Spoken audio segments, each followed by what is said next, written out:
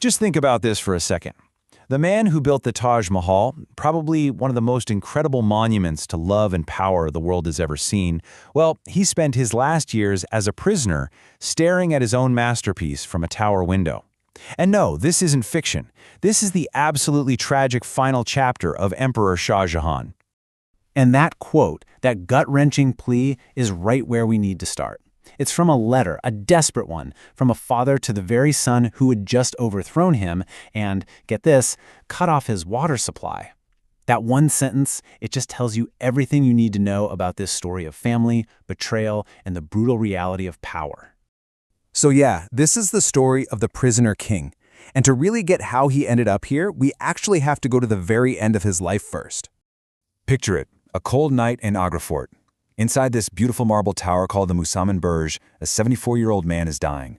Now, this is the same guy whose command once moved entire armies and raised buildings that still take our breath away. But now, he's a captive, totally helpless, with nothing left but a view of his greatest creation, a constant, beautiful reminder of absolutely everything he's lost. You know, it's really easy to look at this and see a family drama, right? Almost like something out of Shakespeare. But was that all it was? Or was Shah Jahan's downfall kind of written into the DNA of the very empire he ruled? That's the real question we're going to dig into. Okay, so let's rewind and see how this all kicked off. Because here's the crazy part. Before Shah Jahan was a victim of this brutal system, he was its master. His own climb to the top was anything but a fairy tale. Back in the early 17th century, the Mughal court, it wasn't some simple line of command. It was more like a complicated, dangerous web of different factions, all vying for power. And the most powerful group of them all was run by his stepmother, the Empress Nur Jahan. So as a young prince, then known as Khurram, he had to be this brilliant political player just to stay alive, let alone get ahead. And take his marriage to Mumtaz Mahal. We all know it as one of history's greatest love stories, and it was. But it was also a genius political move. Mumtaz was the niece of Empress Nur Jahan, which instantly put Prince Khurram right inside the most powerful circle in the entire empire. His path to the throne was a long, ruthless game of chess. He actually rebelled against his own father, Emperor Jahangir, and he lost. But he didn't give up, no way. He pretended to be loyal, begged for forgiveness, and then spent years quietly building a secret network of allies. The second his father died, he made his move.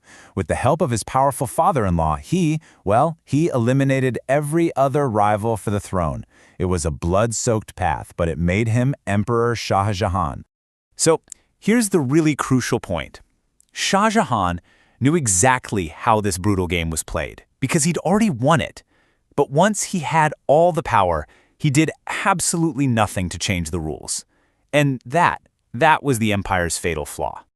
The Mughals had this brutal, unwritten rule, Takht ya Tabut. It means the throne or the coffin, those were your options. There was no clear law for who came next.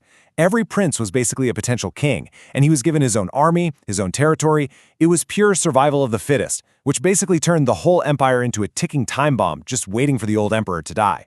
And this just reveals this huge contradiction at the heart of the empire. I mean, on the surface, Shah Jahan's reign was glorious, right? He built the Taj Mahal, the Red Fort, but underneath all that marble and gold, the foundation was super brittle. All the power was in one guy's hands, and the economy was being totally drained by these constant, expensive wars. So instead of fixing this problem, Shah Jahan just doubled down on it. He centralized power so completely that he basically was the state. He set up this rigid court system where he was seen as a divine light, the shadow of God on earth. But in doing all that, he made his own health the empire's ultimate vulnerability. The second he showed any weakness, the whole system he built was designed to just completely collapse on itself. And in September of 1657, that single point of failure was hit. The time bomb finally and spectacularly went off. Shah Jahan got really sick. His oldest son, Dara Shuko, tried to keep it a secret, but you know how rumors are. Word spread like wildfire that the emperor was dead, and immediately his other sons, who were all governors with their own armies, declared themselves the new emperor and started marching on the capital. A health crisis turned into a full-blown civil war in just a few months. By June of the next year, it was all over. Shah Jahan, trying to save himself, locked himself inside Agra Fort, which was supposed to be impenetrable. But his son Aurangzeb was a brilliant and ruthless strategist. He didn't waste his men trying to storm the walls. Instead, he just surrounded the fort and cut off its water supply during the blistering heat of June. It was a cruel, but totally brilliant move. It broke his father's will and forced him to surrender completely. And this is where the story takes a turn. The War of Armies is over, but a new kind of war, a war of the mind, is just beginning. For the next 8 years, Shah Jahan would be a prisoner in his own palace, and he'd be subjected to this slow, methodical, psychological torture. Now, Aurangzeb's torture wasn't physical. It was way more subtle. It was designed to completely dismantle his father's identity. He was put under house arrest, watched 24/7 by this really harsh jailer. His connection to the world was just severed. No more pen and paper for the man who once signed imperial laws. Aurangzeb even demanded he return the royal jewels. But the cruelest cut of all, he made sure his father got the news about the brutal execution of his favorite son, Dara Shikoh. And you can just feel the bitterness in the letters they wrote to each other. Shah Jahan is calling his son a usurper who betrayed his own family.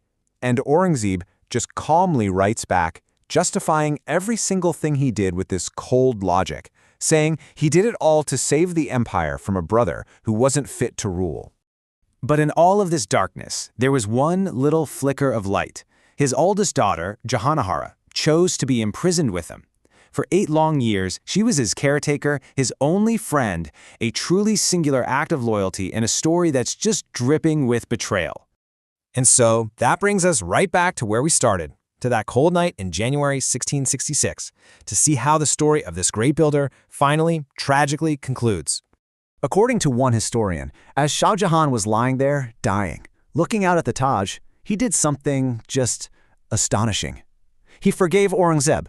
He forgave the son who locked him away, who stripped him of all his dignity, and who killed his most beloved child. But that incredible act of forgiveness, it wasn't returned with respect.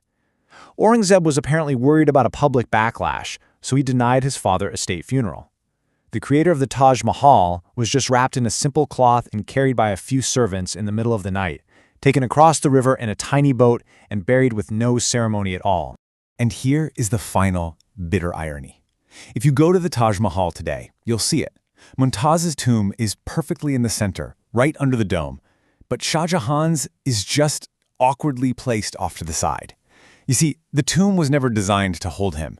His own unplanned end created a permanent visible flaw in his masterpiece of perfect symmetry, an architectural scar that marks his tragic downfall.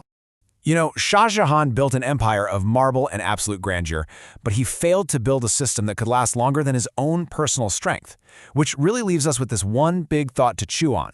Is any system that puts all of its power into one person's hands destined to not only fail, but to eventually turn on and consume its own creator?